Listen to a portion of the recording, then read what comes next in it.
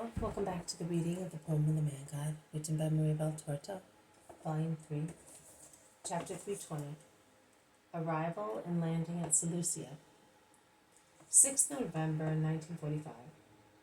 The town of Seleucia appears in a beautiful sunset like a huge white mass on the edge of the blue water of the sea, which is placid and pleasantly bright, while the breeze plays among the little waves under a cloudless sky that blends its cobalt blue with the purple of sunset.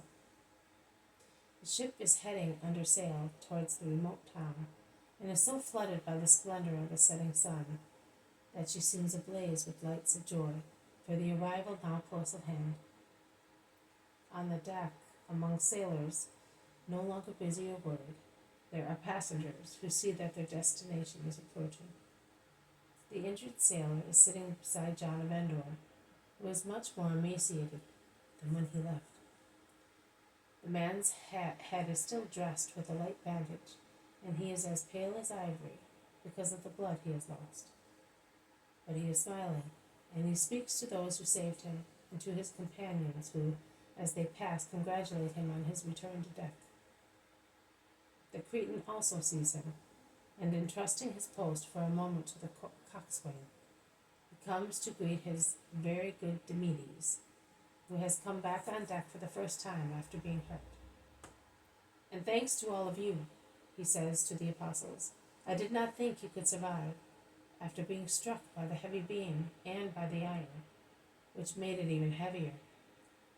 Demedes, these people have really brought you back to life, because you were as good as dead, and not once but twice. The first time when you were lying like a bale of goods on the deck, and because of the blood you were losing, and of the waves that would have washed you overboard, you would have died and gone down to the kingdom of Neptune, among Nereids and Tritons. The second time, because they cured you with their wonderful ointments.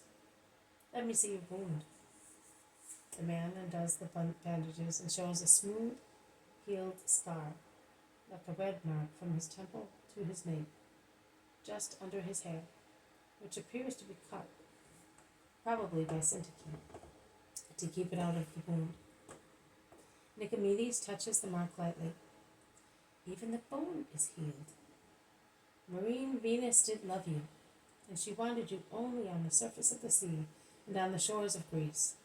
May Eros be gracious to you, now that we land, and assist you to forget your misfortune and the terror of Thanatos, as you are already in his grip. Peter's face displays his feeling on hearing so many mythological embellishments.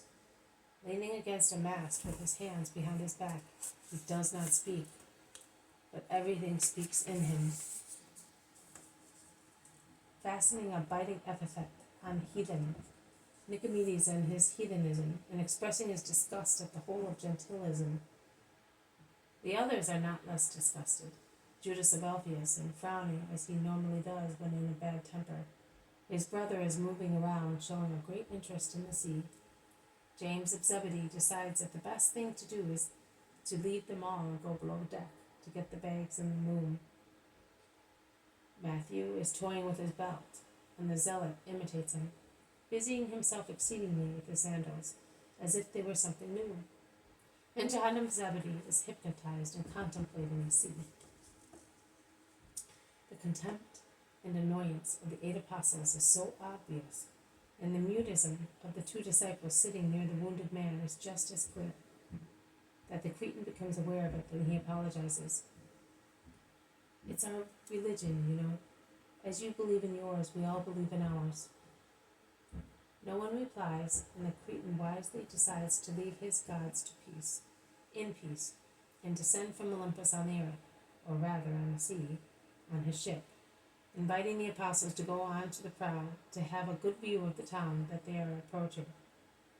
There it is, see. Have you ever been here?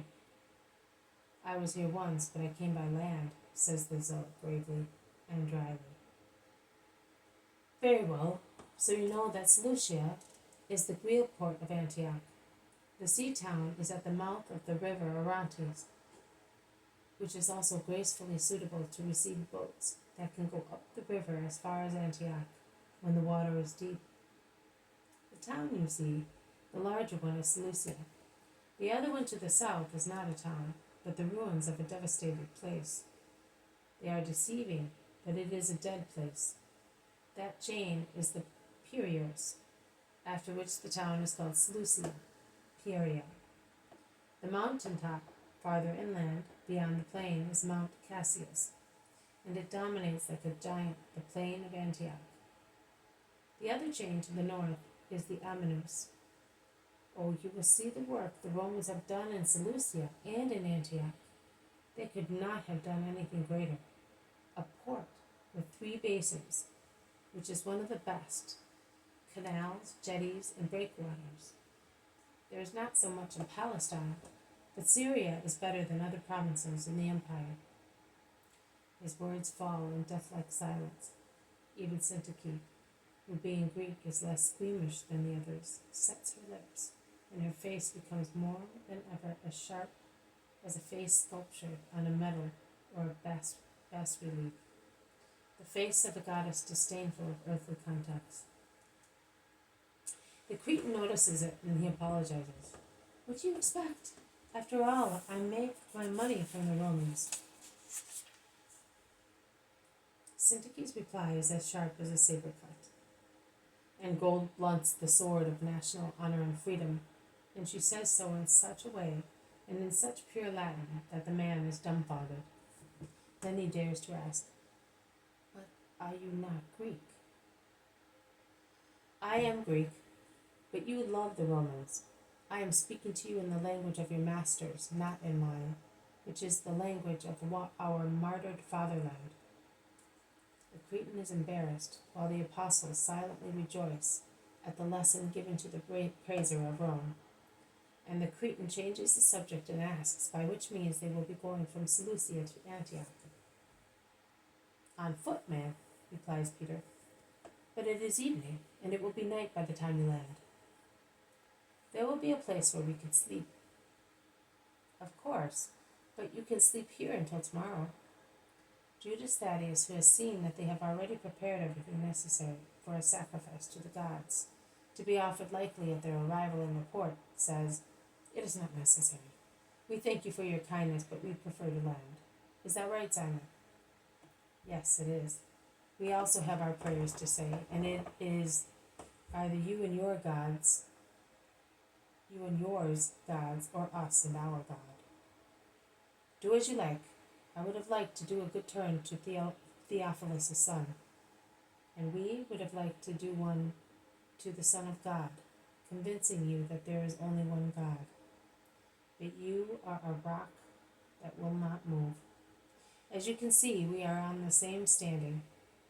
But perhaps we shall meet again one day, and you may not be so persistent," says the zealot gravely. Nicomedes makes a gesture as if he wished to say, "Perhaps," a gesture of ironic carelessness concerning the invitation to acknowledge the true God and forsake the false one. He then goes to the pilot's place, as the harbor is close at hand. "Let us go below and get the chests. Let us do it by ourselves.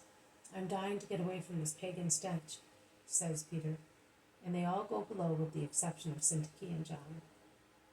The 2 exiles are close to each other and are watching the breakwaters that are coming closer and closer. Syntyche, another step towards the unknown, another tug from the happy past, another agony. Syntyche, I cannot bear it any longer. Syntyche takes his hand.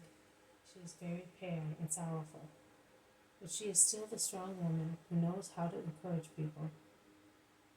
"Yes, John, another tug, another agony. But do not say another step towards the unknown. It is not right. We know what our mission is here, John. Jesus told us. So we are not going towards the unknown. On the contrary, we blend more and more with what we know, with the will of God. It is not even right to say another tug. We are being united to His will. A tug separates. We are being united. So we are not being pulled apart.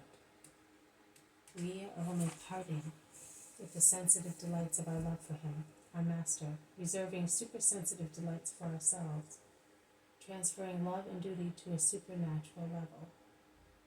Are you convinced that it is so? You are? Well, you must not even say another agony. Agony presupposes impending death. But by reaching a spiritual level to make it our abode, our atmosphere and our food, we do not die, we live. Because what is spiritual is eternal. We therefore rise to a more lively life in anticipation of the great life in heaven. So cheer up. Forget that you are the man, John, and remember that you are destined to heaven. Reason, act, think, and hope only as a citizen of that immortal fatherland. The others come back with their loads when the ship is entering the large port of Seleucia majestically. And now let us make off as quick as possible to the first hotel we come across. There must be some in the neighborhood. And tomorrow, by boat or by cart, we will go to our destination. The ship docks by directions, giving by whistling, and the gangway is lowered. Nicomedes approaches the departing passengers. Goodbye, man, and thank you, says Peter on behalf of everybody. Goodbye, Israelites, and I thank you. If you go along that street, you will find lodgings at once. Goodbye. The apostles come down on this side, and he goes in the opposite direction. And while Peter and the others, laden like porters, go to rest, the heathen begins his useless rite. This has been a reading from the Poem of the Man God, written by Maria Valtorta, Volume 3, Chapter 320, Arrival and Landing at Seleucia. Thank you for listening. I will see you tomorrow. May God bless you, and may peace be with you.